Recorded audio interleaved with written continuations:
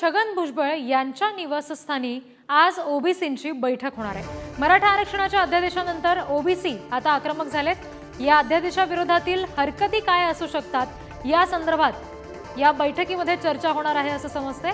समता परिषदेच्या माध्यमातून छगन भुजबळ या हरकती नोंदवणार आहेत। संध्याकाळी 5 वाजता भुजबळांच्या B6 सिद्धगड बंगल्यावर ही बैठक होणार आहे। सरकारचा निर्णय म्हणजे ओबीसींना धक्का मारून बाहेर काढल्यासारखा आहे असं देखील मत भुजबळ यांनी व्यक्त केलंय। मराठ्यांना ओबीसीत टाकण्याचं कारण काय हा सवालही भुजबळांनी उपस्थित केलाय।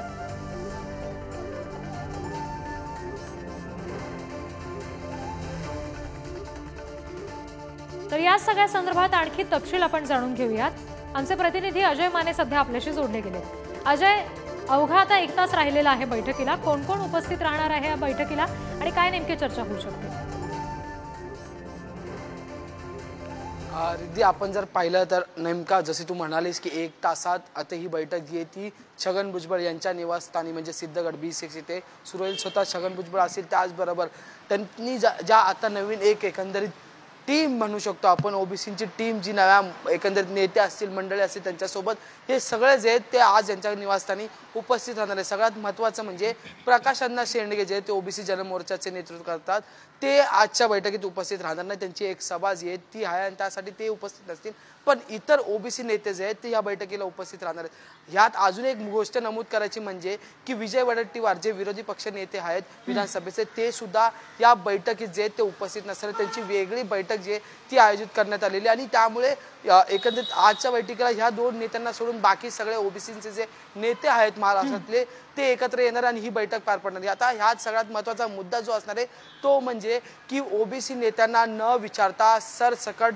मसुदा म्हणजे कालचं जे अध्यादेश आला होता तो काढण्यात आलेला आहे आणि आमच्यावर एकंदरीत झुंडशाही केली जाते असा थेट आरोप जो आहे तो छगन भुजबळ यांनी एकंदरीत सरकारवर किंवा राज्य शासनावर मुख्यमंत्र्यांवर केलेला आणि त्यानंतर आजची ही बैठक आहे। आता त्यांचं असं म्हणणं आहे की ज्यावेळी एवढ्या मोठ्या प्रमाणात मराठा समाज जो आहे त्यांना ओबीसी प्रमाणपत्र दिलं जाईल तर त्यानंतर ओबीसींच्याही आरक्षणाला किंवा ओबीसींच्या सवलतीला धक्का लावला जाईल। त्यांची आधीपासूनच मूळ मागणी होती की मराठ्यांना आरक्षण द्या, त्याच्यात आम्हाला कोणतीही बाब किंवा खेद नाही, पण मराठ्यांना आरक्षण देताना त्यांना ओबीसीतून आरक्षण देऊ नका असं मत त्यांनी वेळोवेळी मांडलं। पण काल जेव्हा मुख्यमंत्र्यांनी घोषणा केली तेव्हा मराठ्यांना जी आहे ती कुणबी प्रमाणपत्रच दिली जातील आणि कुणबी प्रमाणपत्र जर मराठा समाजाला दिली तर त्यांचं आरक्षण हे ओबीसीतूनच असेल, हा एकंदरीत सरळ स्पष्ट मुद्दा आहे। त्यामुळे त्यांना कुठेतरी गफलत होते आणि या संपूर्ण नेत्यांमध्ये आता एकंदरीत वातावरण असे की यामुळे आपला जो ओबीसी समाज आहे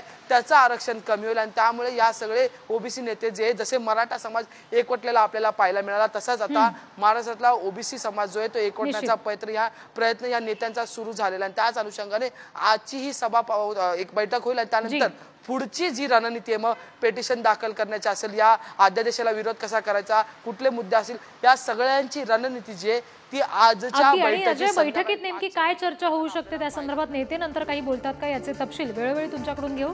तुर्तास दिलेल्या माहितीसाठी धन्यवाद। तर भुजबळांच्या निवासस्थानी आज ही ओबीसींची बैठक होतीये, नेमकी काय हरकती असू शकतात याबाबत नेमके काय प्रतिक्रिया छगन भुजबळ यांनी दिलेली आहे बघूया। सगळी मंडळी जी आहे परंतु ते मराठा आरक्षण वेगळं दिलं, इकडे पण मग तिकडे पण मग तिकडे पण, मग ते तुमचं ते सारथीमध्ये ते पण तिथेच, मग महाज्योतीमध्ये पण तेच। अरे आहे काय, काही कुठेतरी तुम्ही क्लॅरिटी देणार की नाही ओबीसी समाजाला? हा समाज सुद्धा मतदान करतो हे विसरता येत नाही आपल्याला। आणि मग काही लोक म्हणतात की तुम्ही 2 समाजामध्ये तेढ वाढवता। मला सांगा काय करायला पाहिजे, कुठे आम्ही चुकतो? तुम्ही कुठलं तरी एक बाजू धरून मराठा समाजाचे त्यांना न्याय द्या तुम्ही। सगळीकडूनच जर तुम्ही अशा रीतीने जर काही निर्णय झाले तर लोक प्रक्षुब्ध होणार। तुम्ही अगोदर सांगितलं की त्या निजामशाहीमध्ये आमच्या ज्या नोंदी अडकलेल्या ते शोधा, ते शोध। मग म्हणाले मराठवाड्यामध्ये सगळ्यांना ते का, मग सगळ्या महाराष्ट्रामध्ये, मग सगळ्यांना ओबीसीमध्येच घ्या। हे सगळे जे हट्ट जे आहे पुरवण्याचं काम सरकार करत आहे, ठीक आहे, लोकांची मागणी आहे, आपण त्यांना प्रतिसाद दिला पाहिजे। परंतु तो ज्याप्रमाणे आपण म्हणतो आहोत की आम्ही कुणावर अन्याय करणार नाही म्हणजे 54 लाख जर जे नोंदी सापडल्या आणि त्याच्या आणखी दुप्पट तिप्पट लोक ओबीसीत आले म्हणजे ओबीसीला धक्का लागणार नाही. धक्का लागणार नाही, ढकलून बुकलून बाहेर काढण्याचं काम आहे.